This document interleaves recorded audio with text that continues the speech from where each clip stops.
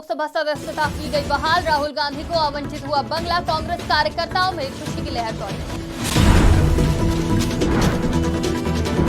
7 विधानसभा सीटों पर उपचुनाव की तारीख तय। 5 सितंबर को होगी वोटिंग। 8 को आएंगे इलेक्शन के नतीजे। 7 अगस्त को पारित हुआ दिल्ली सेवा बिल। जयंत चौधरी की गैर मौजूदगी पर उठे सवाल। रोहित अग्रवाल ने वीडियो जारी कर दिया जवाब। तेजस्वी यादव ने साधा बीजेपी पर निशाना। मणिपुर पर मांगा पीएम मोदी से जवाब। मणिपुर पुलिस ने असम राइफल्स पर की एफआईआर। तलाशी अभियान में बाधा डालने का आरोप। नमस्कार, आज की खबर में आपका स्वागत है। मैं हूं आपके साथ शिखा मेहरोत्रा। शुरुआत करते हैं आज की बड़ी खबरों की। कांग्रेस नेता राहुल गांधी की लोकसभा सदस्यता बहाल होने के एक दिन बाद यानी 8 अगस्त को उनको पुराना सरकारी बंगला आवंटित हो गया।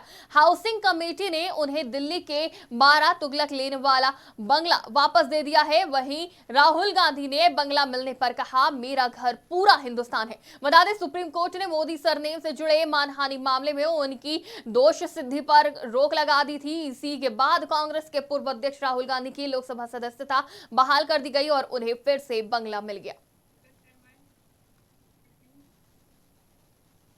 चुनाव आयोग ने मंगलवार को 6 राज्यों की 7 विधानसभा सीटों पर उपचुनाव के लिए तारीखों की घोषणा की है। इन 7 सीटों पर 5 सितंबर को वोटिंग होगी और 8 सितंबर को वोटों की गिनती के साथ नतीजे साफ होंगे। यूपी, पश्चिम बंगाल, केरल, झारखंड और उत्तराखंड की एक सीट और त्रिपुरा की 2 सीटें हैं।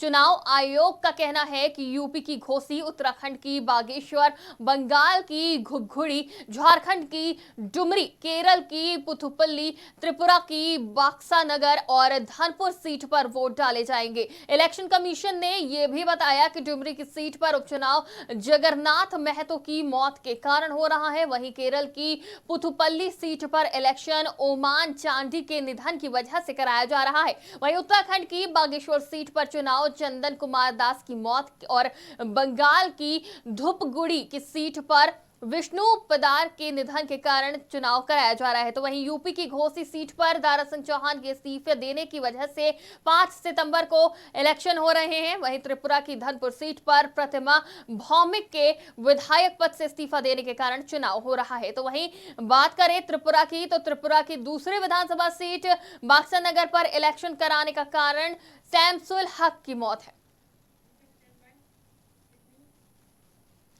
लोकसभा के बाद राज्यसभा से भी दिल्ली सेवा बिल 7 अगस्त को पारित हो गया। वहीं राज्यसभा में दिल्ली सेवा बिल पर बहस के दौरान पक्ष विपक्ष की जोरदार बहस देखने को मिली और दोनों पक्षों के बाद शाम को दिल्ली सेवा बिल पर वोटिंग भी की गई। आपको बता दें कि सोमवार को दोनों पक्षों की बहस के बाद शाम को दिल्ली सेवा बिल पर वोटिंग हुई। विपक्षी गठबंधन इंडिया और सपा की सहयोगी राष्ट्रीय लोक दल वोटिंग से दूर रही। राज्यसभा सांसद जयंत चौधरी वोटिंग के दौरान सदन में मौजूद नहीं रहे।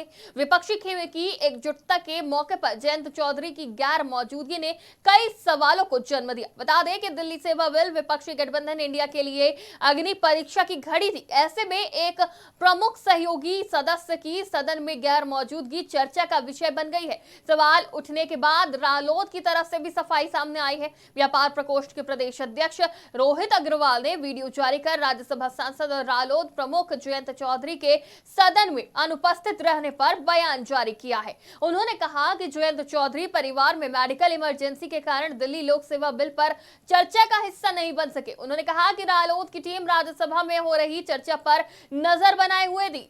रोहित अग्रवाल ने साफ किया कि वोटिंग के दौरान कांटे की टक्कर होने पर जयंत चौधरी राज्यसभा जरूर जाते। कल राज्यसभा में दिल्ली सेवा बिल पर वोटिंग हुई है। माननीय जयंत चौधरी जी अपनी पारिवारिक मेडिकल इमरजेंसी के कारण राज्यसभा नहीं जा पाए। हमारी टीम की पैनी नजर थी, अगर कोई भी कांटे की टक्कर की स्थिति आती तो माननीय जयंत चौधरी जी राज्यसभा स्वयं जाते। हम दिल्ली सेवा बिल का विरोध करते हैं। दिल्ली सेवा बिल लोकतंत्र की हत्या है। पक्ष में 131 वोट पड़े हैं और वहीं विपक्ष में 102 वोट पड़े हैं। यह डिफरेंस बहुत बड़ा है। एक वोट से कोई बहुत बड़ा अंतर नहीं आने जा रहा था। राष्ट्रीय लोकदल जनता के मुद्दों पर निरंतर संघर्ष कर रहा है, जमीनी स्तर पर जनता से जुड़ रहा है और जनता के मुद्दों को प्रमुखता से उत्तर प्रदेश की विधानसभा हो चाहे राज्यसभा हो, हम सरकार को घेरने का काम कर रहे हैं। हम इंडिया गठबंधन के साथ हैं और अगली होने वाली इंडिया गठबंधन की बैठक मुंबई में, उसमें राष्ट्रीय लोकदल स्वयं उपस्थित रहेगा। आज राष्ट्रीय लोकदल का एक प्रतिनिधि मंडल नूह जा रहा है, वहां पे हुई हिंसा, वहां पे हुआ सरकारी फेल्योर की जमीनी समीक्षा करने, जिसकी रिपोर्ट हमारा प्रतिनिधि मंडल। बिहार के डिप्टी सीएम तेजस्वी यादव ने भाजपा पर प्रहार करते हुए कहा, हमें और हमारे परिवार के लोगों को जितना लोग गाली देंगे उतना ही हम मजबूत होंगे। उनके किसी भी प्रतिक्रिया से हमें कोई लेना देना नहीं है। वहीं उन्होंने कहा कि संसद में अविश्वास प्रस्ताव पर चर्चा हो रही है, लेकिन मणिपुर हिंसा को लेकर प्रधानमंत्री नरेंद्र मोदी मौन है। उन्होंने कहा कि प्रधानमंत्री को इस पर जवाब देना चाहिए। तेजस्वी यादव ने कहा कि मणिपुर जल रहा है, इसका मतलब ये है कि देश जल रहा है, लेकिन भाजपा सरकार और प्रधानमंत्री मौन है।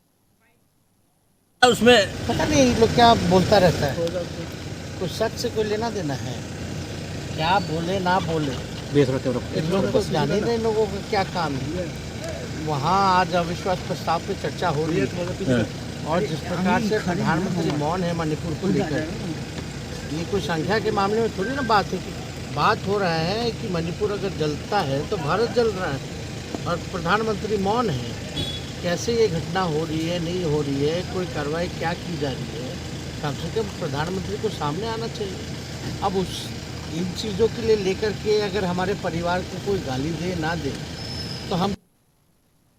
मणिपुर पुलिस ने पिछले सप्ताह 2 समूहों के बीच हुए विवाद के बाद उनके वाहनों को रोकने का आरोप लगाते हुए असम राइफल्स के खिलाफ प्राथमिकी दर्ज की है। वहीं सेना से जुड़े सूत्रों ने इस प्राथमिकी न्याय का उपहास बताया और कहा कि असम राइफल्स कुकी और मैतेई क्षेत्रों के बीच बफर जोन की पवित्रता सुनिश्चित करने के लिए कमांड मुख्यालय द्वारा दिए गए निर्देशों का पालन कर रही थी। खबरों के मुताबिक पुलिस ने अर्धसैनिक बल पर उनके वाहनों को रोकने का भी आरोप लगाया है। हालांकि सुरक्षा सूत्रों ने एफआईआर को न्याय का माहौल करार दिया और कहा कि असम राइफल्स को कमांड मुख्यालय द्वारा कुकी और मैतेई जिलों के बीच बफर जोन की रक्षा करने का काम सौंपा गया।